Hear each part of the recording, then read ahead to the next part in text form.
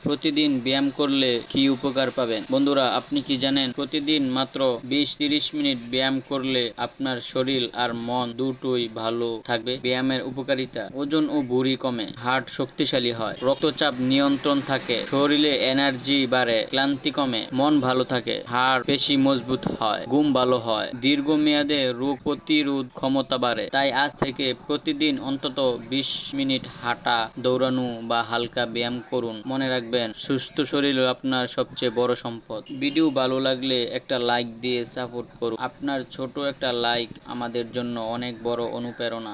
আপনার মতামত কি কমেন্টে জানাতে ভুলবেন না। এই তথ্যটি আগে জানতেন নাকি নতুন জানলেন, কমেন্টে লিখুন। ব্যায়াম নিয়ে আপনার কি অভিজ্ঞতা আছে নিচে শেয়ার করুন। বন্ধুদের সাথে শেয়ার করুন যেন তারাও জানতে পারে। জ্ঞান ছড়িয়ে দিন, ভিডিও শেয়ার করে সবাইকে জানান। এমন আরও শর্ট ভিডিওর জন্য আমাদের পেজে ফলো করুন। প্রতিদিন নতুন কিছু জানার জন্য এখনই ফলো বাটনে ক্লিক করুন।